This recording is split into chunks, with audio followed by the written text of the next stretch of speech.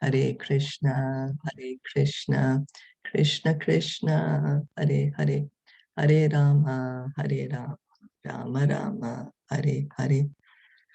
We're going to continue reading from Srimad Bhagavatam. We are on Canto 3, Chapter 26. We read the text 3 yesterday. Now we will go on text 4. Sa esha prakritim sukshmam devim gunamayim vibhuhu yadra chaye upagatam apyapatyata lilaya. So yesterday we heard how Lord Kapila Dev, he's explained so beautifully the position of the Supreme Lord and how he is also present everywhere in his impersonal feature and his super soul feature, and that in his personal feature he is situated in Golok Vrindavan. So translation and purport for the fourth text by His Divine Grace A.C. Bhaktivedanta Swami Srila Prabhupada.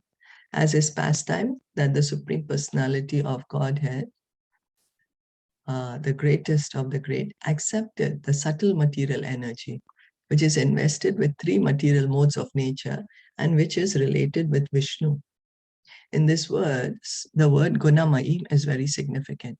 Devi means the energy of the Supreme Personality of Godhead, and Gunamayim means invested with the three modes of material nature.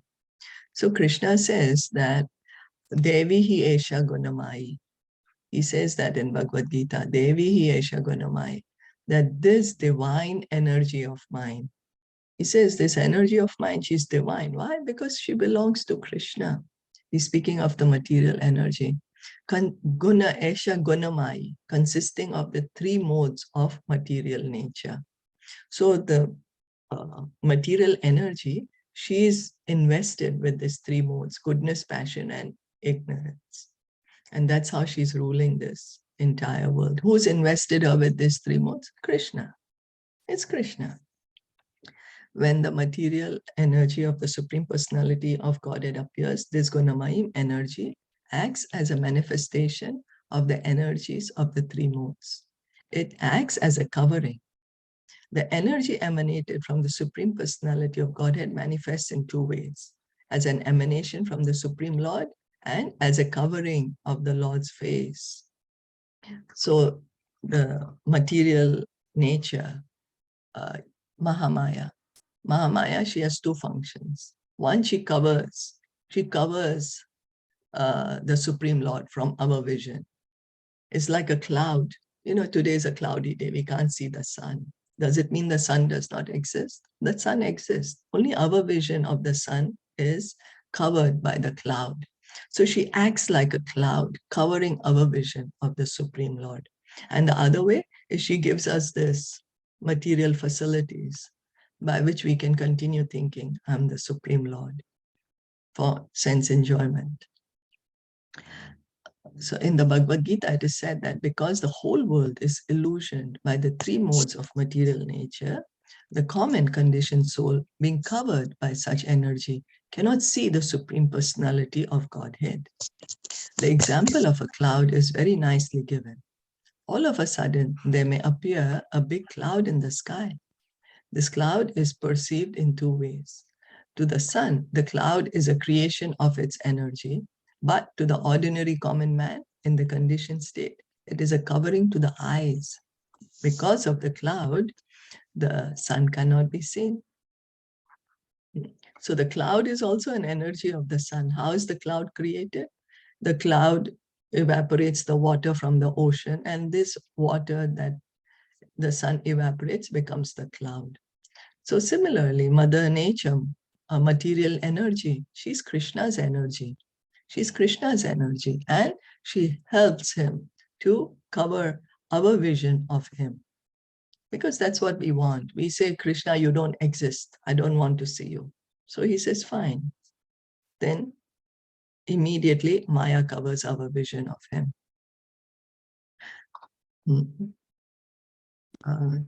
This cloud, in the conditions, and it's a covering to the eyes. Because of the cloud, the sun cannot be seen. It is not that the sun is actually covered by the cloud. Only the vision of the ordinary being is covered. Similarly, although Maya cannot cover the Supreme Lord, who is beyond Maya, the material energy covers the ordinary living entities. So Maya cannot cover Krishna. She can't. She's his energy. But she covers our vision of Krishna so that we can't see him. The cloud cannot cover the sun. The sun is too great. The cloud is tiny. Although to our eyes, the cloud looks so big, it's covered the sun. But it's not covering the sun in itself. It's covering our vision of the sun. So this is something we need to understand so that we can understand the position of the Supreme Lord. Those conditioned souls who are covered with individual living entities, those conditioned souls who are covered are individual living entities, and he from whose energy Maya is created is the Supreme Personality of Godhead. So Maya, whose energy is she? She is the energy of the Supreme Lord. And what does she do? She covers our vision of the Supreme Lord. So we are the conditioned souls, and he is the Supreme Lord. He's the one who Maya belongs to, and we get covered by Maya. So we are the conditioned souls, the living entities, and the material nature, she belongs to the Supreme Lord. So we can see this is how the difference is. We are the soul, yes. The soul is very great, yes. But we get covered by Maya. And this Maya, she's an energy of the Supreme Lord. And the Supreme Lord never gets covered by Maya. This is something very fundamental that we need to understand, foundational, to understand the difference between an individual soul and the Supreme Lord. In another place, in the Srimad Bhagavatam, in the first canto, 7th chapter, it is stated that Vyasadeva, by his spiritual vision, saw the Supreme Lord and the material energy standing behind him. So Srila Vyasadeva, after Narad Muni spoke to him, Vyasadeva was feeling sad that he has compiled the Vedas, the Upanishads, he's, given so much literature, but he's not feeling happy. Narad Muni, his spiritual master, came and spoke to him. He said, what happened? I'm not feeling happy. I've done so much for the benefit of the future generations. Why did Vyasadeva take the trouble to compile the Vedas, put it in writing? For our benefit. He knew we Kali Yuga people, our memories are very short. We forget. So he compiled everything, but he was not happy. Oh, why? Narad Muni told him, you did not tell them the easiest way out. You just confused them by writing the Vedas. They're going to get confused. They're going to be here in this material world for a long time. You didn't give them the shortcut how to get out of here. And that is devotional service. You did not describe the glories of devotional service. You did not describe the glories of Lord Krishna and his devotees. So Srila Vyasadeva, then he said, yes, it's true. And he said, okay, I'm going to compile the Srimad Bhagavatam. That's how he wrote the Bhagavatam. So before that, he saw this vision of the Supreme Lord and Maya Devi next to him. So he's actually seeing. It's not that how we are just hearing, but he's actually seeing the Supreme Lord and Maya Devi next to him. And that's how he compiled the Srimad Bhagavatam. This indicates that material energy cannot cover the Lord, just as darkness cannot cover the sun. Darkness can cover a jurisdiction, which is very insignificant in comparison to that of the sun. Darkness can cover a small cave, but not the open sky. Similarly, the covering capacity of the material energy is limited and cannot act on the Supreme Personality of Godhead, who is therefore called Vibhu.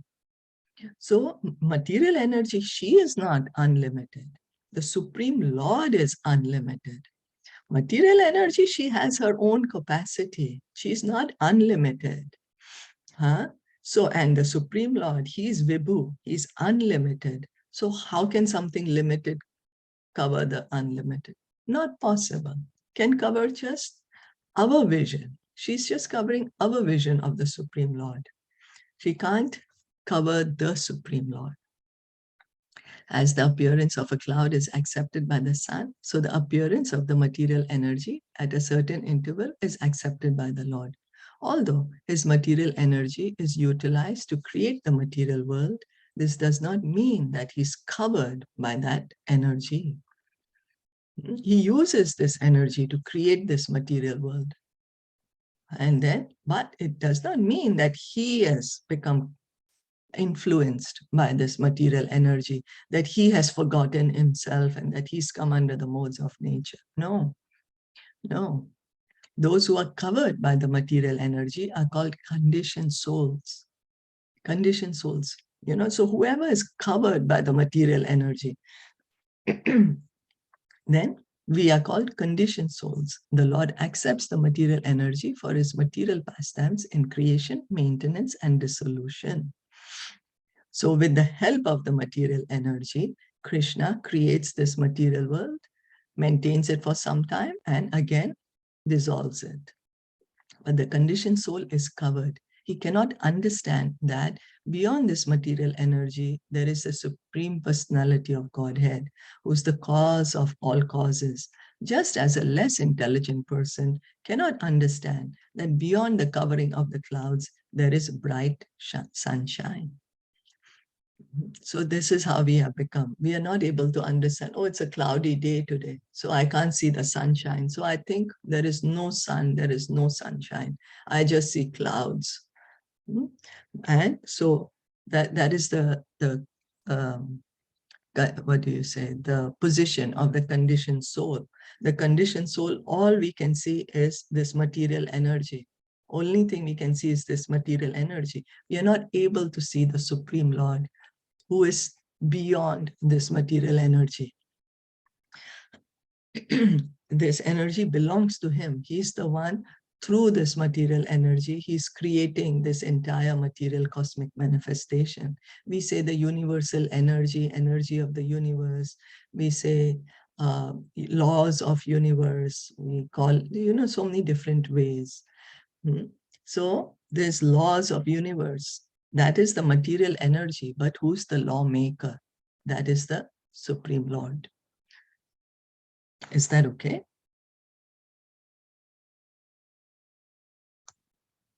Yeah. Any comments or questions?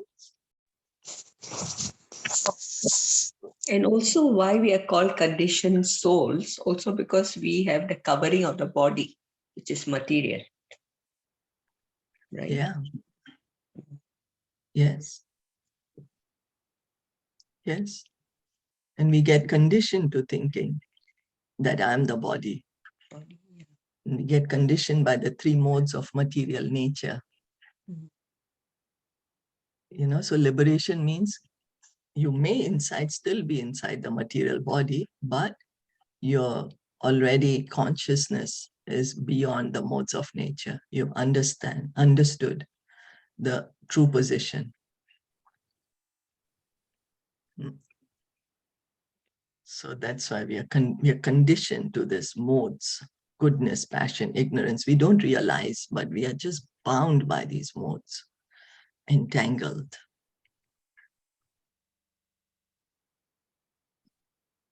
So we have to be above the material modes, correct?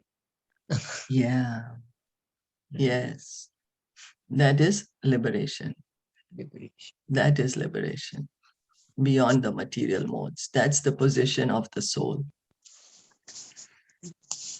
Yeah. And that is when we are engaging in devotional service. When we understand that I am not this body, I am a spirit soul, part and parcel of Krishna, and my eternal activity is in devotional service. And then that is beyond the modes. Guner vichitra srijatim sarupa prakritim prajaha vilokya mumu he sadayaha sa iha jnana guhaya Divided into varieties by her threefold modes, material nature creates the forms of the living entities, and the living entities seeing this are illusioned by the knowledge covering feature of the illusory energy. Material energy has the power to cover knowledge, but this covering cannot be applied to the Supreme Personality of Godhead. It is applicable only to the praja, or those who are born with material bodies, the conditioned souls. So what does Maya Devi do? She covers our vision of the Supreme Lord, so we can't see him. And she steals away our knowledge. She covers our knowledge. We, the soul, we are Sat, Chit, Ananda, eternal, full of knowledge and bliss. Sat, Chit. Chit is knowledge. So the soul is eternal, has knowledge, and is full of bliss. But now, because we are inside this material body, so we are under the laws of Mother Nature. So what she does, takes away our knowledge, covers our knowledge. Well, she can't take it away, but she covers our knowledge. But she can cover the knowledge only of the conditioned souls. She can't cover the knowledge of the Supreme Lord. This is the point that we have to understand. Many people think, oh, even the Supreme Lord comes under Maya. No, he's the Supreme Lord. She is his energy. She cannot cover him. We are not the Supreme Lord. We are the souls. So we get covered by Maya. The different kinds of living entities vary according to the modes of material nature as explained in Bhagavad Gita and other Vedic literatures. So depending on the modes of nature, we get this 8,400,000 species. The different bodies are based on this different permutation and combination of the three modes of goodness, passion, and ignorance. In Bhagavad Gita 7.12, it is very nicely explained that although the mode of goodness, passion, and ignorance are born of the Supreme Personality of Godhead, he is not subject to them. So Krishna, he makes this goodness, passion, and ignorance, but they don't cover him. They don't cover him. The same we can say that the government, the president, he creates a prison inside his kingdom for certain individuals who need to be put in that particular facility. But because the prison is there inside his kingdom and the laws are different, the prison laws are different, it doesn't mean everybody else has to follow those prison laws. It doesn't mean that the president has to follow the supreme laws. No. The president makes the prison, he makes the prison laws, but he's not subject to those laws. In other words, the energy emanating from the Supreme Personality of Godhead cannot act on him. It acts on the conditioned souls who are covered by the material energy. The Lord is the father of all living entities because he impregnates material energy with the conditioned souls. Therefore, the conditioned souls get bodies created by the material energy, whereas the father of the living entities is aloof from the three modes. So what happens is the Supreme Lord, as Mahavishnu, he glances at the material energy. And that's how the modes get activated. They get agitated. They get activated. And then by his glance, the Supreme Lord is putting the living entities inside this material world. We, the conditioned souls. And then Mother Nature, she, under the modes of nature, she gives us different kinds of bodies. But the Supreme Lord, he is not at all covered by the three modes. He is not covered by the three modes. It is stated in the previous verse that the material energy was accepted by the Supreme Personality of Godhead in order that he might exhibit pastimes for the living entities who wanted to enjoy and lord it over the material energy. So why does Krishna create this world? Hey, what is this? One song also, oh my dear Lord, why did you make this world? There's some filmy song. Now, why did he make the world? He made it because we had the desire to enjoy without him. We want to pretend that we are God. And so he said, okay, he's made this material world for us to pretend. Okay, you think you are God? Okay, you can pretend to be God here in this material world.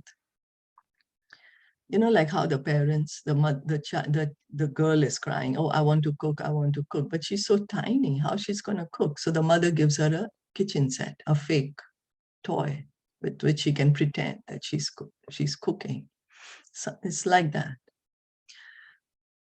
So why this world was created through the material energy of the Lord for the so-called enjoyment of such living entities. So Mother Nature, she's facilitating our desire to pretend that we are God. Why this material world was created for the sufferings of the conditioned souls is a very intricate question. There is a hint in the previous verse in the word Lilaya, which means for the pastimes of the Lord. The Lord wants to rectify the enjoying temperament of the conditioned souls. So Krishna, why did he then? He made this material world, but he also created it in such a way that at one point we will come to understand that, hey, what's happening? I don't think I'm the body. I think I'm beyond the body. I think I don't belong here. Let me try to find out what is the truth. I don't think this is the truth. And then he wants us to understand this truth and go back home, back to Godhead. It is stated in the Bhagavad Gita that no one is the enjoyer, but the Supreme Personality of Godhead. Bhagavad Gita, Krishna says, he is the Purusha. He is the Purusha. We are all the Prakriti. So he is the enjoyer. We are the enjoyed. This material energy is therefore created for anyone who pretends to enjoy. So we are pretending to be the Purusha. We could be in a male body or a female body, but we are all Prakriti. Now we are all thinking, I am the Purusha and I need to enjoy. That's why we are here in the material world. An example can be cited here that there is no necessity for the government's creation of a separate police department, but because it is a fact that some of the citizens will not accept the state laws, a department to deal with criminals is necessary. There is no necessity, but at the same time, there is a necessity. Similarly, there was no necessity to create this material world for the sufferings of the conditioned soul. But at the same time, there are certain living entities known as Nitya Badha who are eternally conditioned. So we are Nitya Badha. We are eternally conditioned to this enjoying mentality. For us, this material world is created. Krishna does not need to create the material world. Majority of the living entities are in the spiritual world. This material world is only a tiny portion, very, very tiny portion of the entire Lord's creation. The spiritual world is where the majority of the living entities live. We say that they have been conditioned from time immemorial because no one can trace out when the living entity, part and parcel of the Supreme Lord, became rebellious against the supremacy of the Lord. So we became rebellious. And for this reason, we are put here in this facility called the material world for us to rectify ourselves, try to understand the truth, and then go back home, back to Godhead. Any questions or comments? This is still 2-3 paragraphs more. So if you all want, we can stop here for today. Sneha? Yeah, I think we'll stop with Yes. Yes. Yeah. Did you have anything to add or any comment? No, it's clearly explained, very nicely explained, detailed. And I think only there's the human birth where we can understand, not in any other species of life, right? That's right. That's right. To go Very back to important Godhead. point. Yeah. Yes, very important point. And that's the reason. And our time in this human life is not very long. Mm. And that's the reason we are being told, hey, get up, wake up, try to understand who you are and go back. Because there is a danger that next life we can become an animal or tree. Then how will we go back home? Not easy, not easy. So that's the reason we are encouraged to really take up this Krishna consciousness with determination. Make use, proper use of this human life. And the goal of human life is love of God, love of Krishna. So continue hearing and chanting, and revive our love for God. Go back home. To Godhead. Right. Thank you. Thank you so much, everyone, for listening and joining in. Srimad Bhagavatam ki jai, Shila Prabhupada ki jai, Gaur Bhakta Vrinda ki jai. Hare Krishna.